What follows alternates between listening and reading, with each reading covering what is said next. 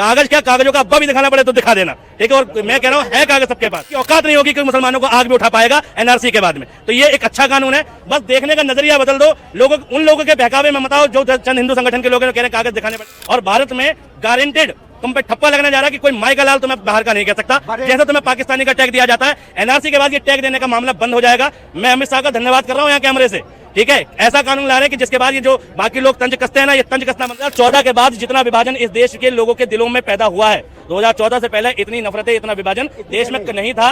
वही लोग हैं जो हिंदू संगठनों से जुड़े हैं कहीं ना कहीं, वो क्या कह रहे हैं इंस्टाग्राम पे कि बेटा कागज निकाल लो, जबकि सबको मालूम है कि कागज नहीं निकालने, लेकिन इंस्टाग्राम पे ऐसी रीलें वायरल है। और जाहिर सी बात है, इस देश के 17 करोड़ मुस्लिम हैं, ठीक। 17 करोड़ में से 16 करोड़ 50 लाख लोगों के पास तो श्योरली उनकी पुस्तकों के कागज हैं। सीए को लेकर भ्रम फैलाया जा रहा है। योगी जी कह रहे हैं, मोदी जी कह रहे हैं, अमित शाह जी कह रहे हैं कि नागरिकता देने का कानून है, लेने का नहीं है। बिल्कुल सही बात है, अमित शाह जी ने कहा नागरिकता देने का कानून है, इस पर भ्रम फैलाया गया है। देश क्या है तुम्हारे हिसाब से? हमारा देश है, देश जनता का है, जनता का देश है। क्या है, क्या किसे कहते हैं देश? देश उसको कहते हैं जो सब लोग यहाँ आराम से रहे। और इस देश का मतलब मोदी, देश भाजपा, पहले हम, देश का मतलब मोदी नहीं, पहले हम, उसके बाद मोदी। अब मोदी है तो सब कुछ है, मुमकिन है। एक मिनट, वो भाई साहब देश बता रहे हैं, एक बार उनसे पूछो देश क्या है देश। देखिए, पिछले जैसे कांग्रेस ज्यादा समय तक राज की है, लेकिन उस टाइम विकास नहीं हुआ, भ्रष्टाचार, केवल योजनाएं कागज में रहती थी, जमीन में नहीं पहुंच पाती। आज के जमाने में अगर योजना दिल्ली से लागू होती है तो गांव गरीब तक योजना पहुंचती है डिजिटल के माध्यम से।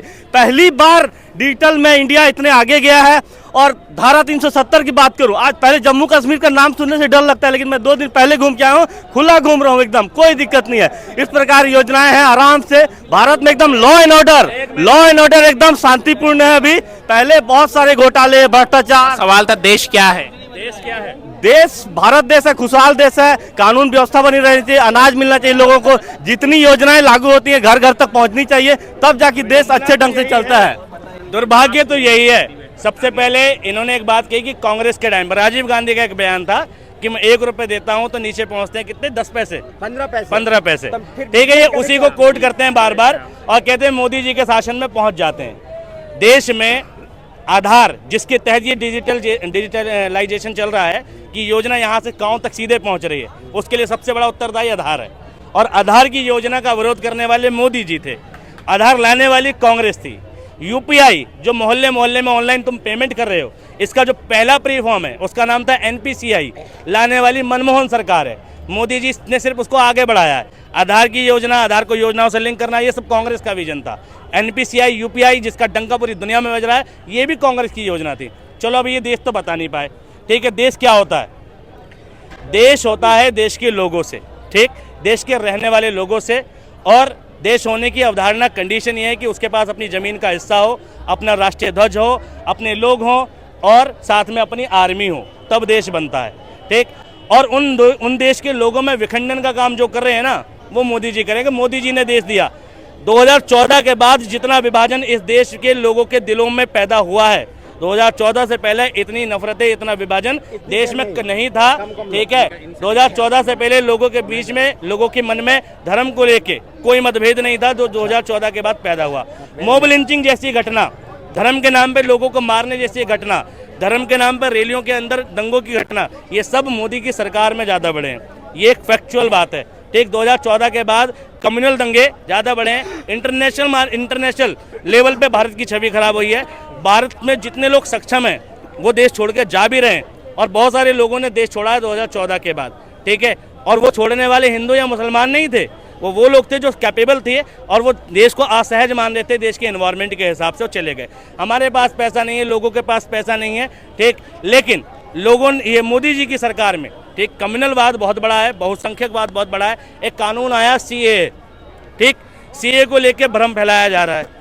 योगी जी कह रहे हैं, मोदी जी कह रहे हैं, अमित शाह जी कह रहे हैं कि नागरिकता देने का कानून है, लेने का नहीं है। बिल्कुल सही बात है। अमित शाह जी ने कहा नागरिकता देने का कानून है, इस पर भ्रम फैलाया गया है, देश के अल्पसंख्यकों में, मुसलमानों में भ्रम फैलाया। लेकिन भ्रम फैला कौन रहा है?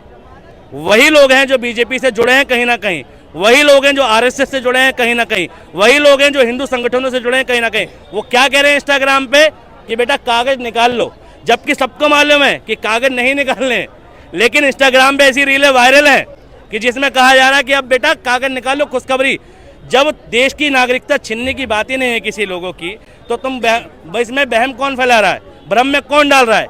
कोई मुस्लिम नेता नहीं डाल रहा, ठीक है। ये बीजेपी के तथाकथित लोग हैं जो आगे या पीछे से सपोर्ट कर रहे हैं। सीए पे किसी की नागरिकता नहीं जा रही, ये सच है, ठीक, और नहीं जा सकती। लेकिन मैं ये कह रहा हूँ कि इसमें देश के अल्पसंख्यकों को भी समझना है कि हो सकता है सीए के बाद तुम्हें दिक्कत हो, एनआरसी आएगा तब दिक्कत होगी, सीए पे दिक्कत नहीं होगी। लेकिन हो सकता है तुम्हें एनआरसी आने पर दिक्कत हो, लेकिन हर दिक्कत के बाद एक सुनहरा दिन आता है।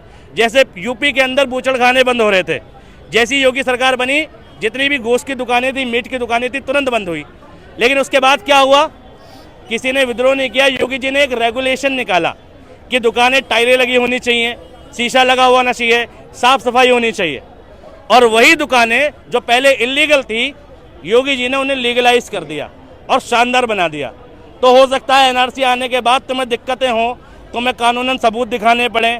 और जाहिर सी बात है, इस देश के 17 करोड़ मुस्लिम हैं, ठीक, 17 करोड़ में से 16 करोड़ 50 लाख लोगों के पास तो श्योरली उनकी पुस्तकों के कागज हैंगे। 50 लाख लोगों के पास अगर नहीं है तो उस पर लैक ऑफ एजुकेशन है। ऐसा नहीं कि भारत के नागरिक नहीं है, शिक्षा का अभाव ना होने की वजह से नहीं होंगे। लेकिन हो सकता है तुम्हें दिक्कत हो, लेकिन तैयार रहो कि भारत में तुम्हें लीगलाइज होने का मौका मिल रहा है। और भारत में गारंटेड तुम पे ठप्पा लगने जा रहा है कि कोई माई का लाल तुम्हें बाहर का नहीं कह सकता। जैसे तुम्हें पाकिस्तानी का टैग दिया जाता है, एनआरसी के बाद ये टैग देने का मामला बंद हो जाएगा। मैं अमित शाह का धन्यवाद कर रहा हूँ यहाँ कैमरे से, ठीक है। ऐसा कानून ला रहे हैं कि जिसके बाद ये जो बाकी लोग तंज कसते हैं ना, ये तंज कसना बंद हो जाएगा। लोगों को गलतफहमी है एनआरसी से मुसलमान बाहर हो जाएगा, कोई बाहर नहीं होगा, कोई बाहर नहीं होगा, ठीक। लीगलाइज होगा, लीगलाइज होगा और कानूनन तौर पे होगा, और किसी की औकात नहीं होगी कि मुसलमानों को आग भी उठा पाएगा एनआरसी के बाद में। तो ये एक अच्छा कानून है, बस देखने का नजरिया बदल दो। लोगों, उन लोगों के बहकावे में मत आओ जो चंद हिंदू संगठन के लोग हैं जो कह रहे हैं कागज दिखाने पड़ेंगे। कागज क्या, कागजों का अब्बा भी दिखाना पड़े तो दिखा देना, ठीक है। और मैं कह रहा हूँ है कागज सबके पास, कोई दिक्कत नहीं। दुर्भाग्य है, बड़े जो कागज दिखाने की बात कर रहे हैं, ये कागज दिखाने की अभी सरकार एक मिनट, जो अभी सरकार बन रही है, किसी को डर भय होने का जरूरत नहीं है। कानून एवं संविधान के हिसाब से चलेगी। जिसको जो अधिकार दिया गया है अभी की सरकार में, कागज इसलिए बनाए जा रहे हैं कि ताकि समान अधिकार सबको मिल सके। आपके पास कागज ही नहीं होंगे तो अधिकार कहां से आप प्राप्त कर पाओगे? जमीन में योजनाएं कैसे पहुंचेगी?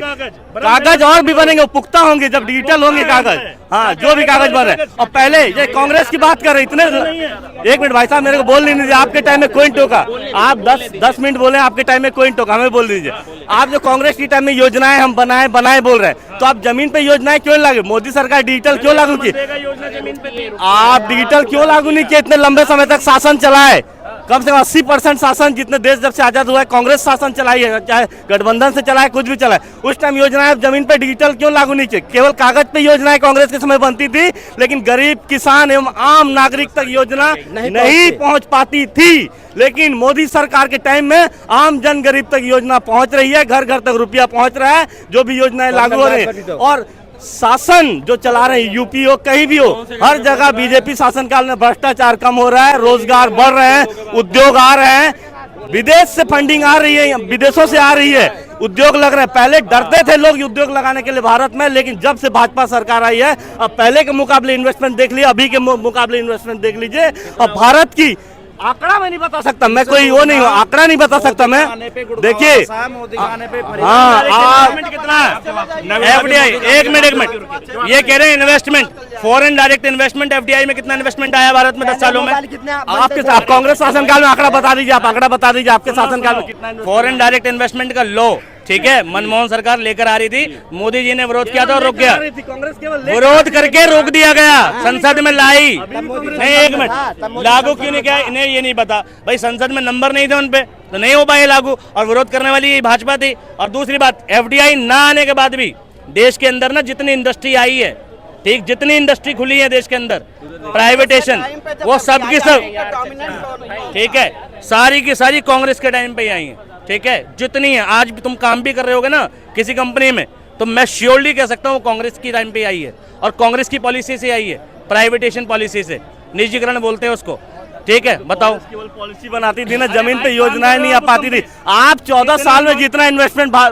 लंबे समय तक 10-20 साल में नहीं बना पाए। नोएडा कब बना?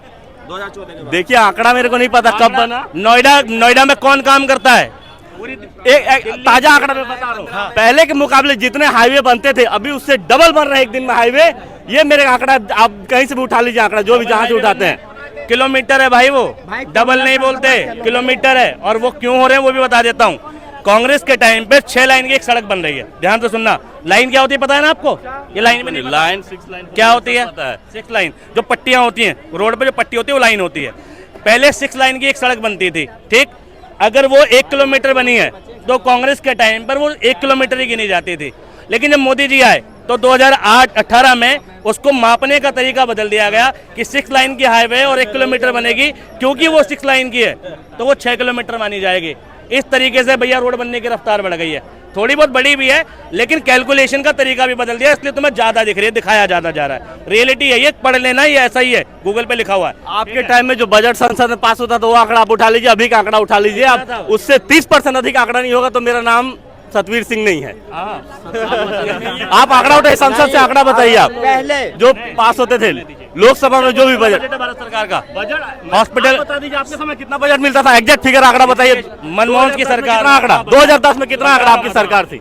2010 में एजुकेशन को बजट मिला था 5.7%, ठीक है। मोदी सरकार में 2014 से आंकड़ा बताइए ना, हाँ? करोड़ में बताइए, लाख में बताइए, अरब में आंकड़ा बताइए भाई साहब बता रहा हूँ 200, बताइए आप। सुनो यार सुनो, ठीक है। 200 लाख करोड़ के बजट में 5.7% लगा लो, ठीक है, 6% लगा लो, 6 दूना 12 लाख करोड़ का मिला था, ठीक है, क्लियर भाई। 200 लाख करोड़ का बजट था, 12 लाख करोड़ का शिक्षा पे हो गया। अब सुनो, नहीं बता रहा हूँ, कैलकुलेट कर लो, क्या दिक्कत है। अब सुनो, मोदी सरकार में जो एजुकेशन का बजट है वो 1.5% है, कहाँ 5.7%, कहाँ 1.5%। और जबकि उस टाइम का बजट 200 लाख करोड़ था, आज का बजट जो है वो लगभग 3.5 लाख करोड़ है, ठीक है। अब बताओ, तो बताओ क्या किसने बजट ज्यादा दिया है? और एक आंकड़ा आप जो बोल रहे हैं बजट, शिक्षा बजट, वो बजट है ना, जितने एम्स, IIT, NIT आपके 40 सालों में नहीं खुली, ये 10 सालों में खुल गई। आप आंकड़ा लीजिए, आप आंकड़ा लीजिए। आप कहाँ रहते हो? भारत जगह का नाम बता दो भैया। दुर्गावती स्टेशन भी खुला था MP में, जब मोदी जो चीख चीख के बयान दे रहे थे और भव्य बड़ा देखने दिखाना। और भैया हमने भी टिकट बुक करा, वहाँ कोई दुर्गावती स्टेशन नहीं है। इतना फ्रॉड, इतना बेईमान नेता है वो। मेट्रो, MP की मेट्रो बनी थी MP में। शिवराज सिंह चौहान जब इलेक्शन के दौरान आए थे, क्या बनाया था? MP में मेट्रो बन रही थी। मेट्रो का एक डब्बा लगा दिया, एक नॉर्मल सा टेम्परेरी स्टेशन बना दिया, आज तक मेट्रो का आता पता नहीं है MP के अंदर, ठीक है। MP में मेट्रो है, उद्घाटन हुआ था, देख लेना। जनता इतनी भारत की बेवकूफ नहीं है। हम 2 सीट पे थे, हम 300 प्लस सीट पे क्यों आए हैं? क्यों आए हैं?